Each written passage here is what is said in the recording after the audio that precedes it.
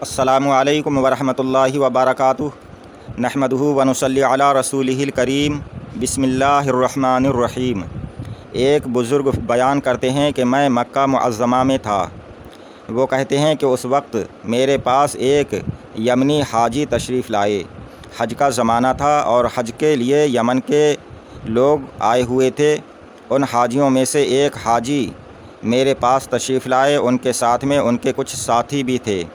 ان حاجی نے فرمایا کہ میں تمہارے لیے ایک ہدیہ لایا ہوں۔ ان بزرگ سے کہا، اور پھر ان حاجی نے اپنے ایک ساتھی سے کہا کہ تم اپنا واقعہ بیان کرو۔ اس پر ان کے ساتھی نے کہا کہ میں شہر صنعاء سے حج کے لیے چلا۔ حجاج کی جماعت ساتھ تھی، یعنی حاجیوں کے قافلے کے ساتھ میں تھے۔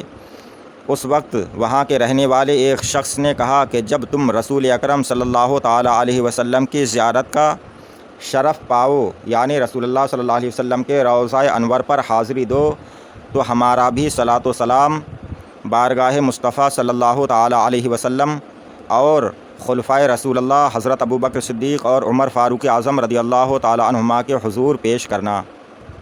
وہ ان کے ساتھی، ان حاجی کے ساتھی کہتے ہیں کہ میں جب مدینہ طیبہ رسول اللہ صلی اللہ علیہ وسلم کے روضہ انور پر حاضر ہوا تو اس شخص کا سلام پہنچانا بھول گیا۔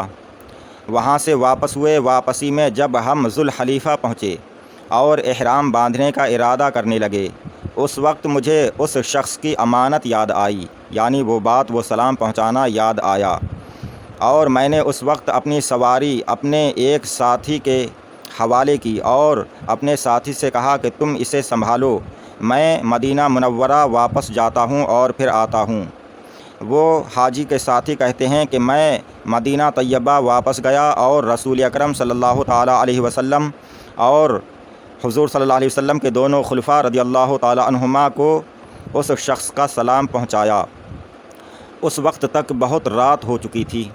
ایک آنے والے نے مجھے بتایا کہ ذوالحلیفہ کا قافلہ جس میں تم تھے وہ تو روانہ ہو چکا ہے، وہ تو وہاں سے کوچ کر گیا ہے۔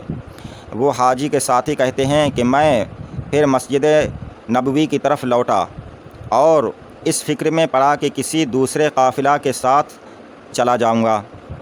رات ہوئی، رات کو سویا تو رات کے آخری حصہ میں مجھے رسول اکرم صلی اللہ علیہ وسلم اور شیخین حضرت ابوبکر صدیق اور حضرت عمر فاروق اعظم رضی اللہ تعالیٰ عنہ کی زیارت نصیب ہوئی۔ سیدنا ابوبکر صدیق رضی اللہ تعالیٰ عنہ نے فرمایا کہ یا رسول اللہ صلی اللہ علیہ وسلم، وہ آدمی یہی ہے۔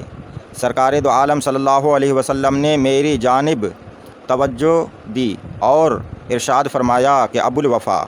اس پر میں نے عرض کیا کہ یا رسول اللہ صلی اللہ علیہ وسلم، میری کنیت ابو العباس ہے۔ تو حضور صلی اللہ علیہ وسلم نے فرمایا کہ تم ابو الوفا ہو۔ اور پھر رسول اللہ صلی اللہ علیہ وسلم نے اپنے دست مبارک میں میرا ہاتھ پکڑ کر مجھے مسجد حرام میں پہنچا دیا۔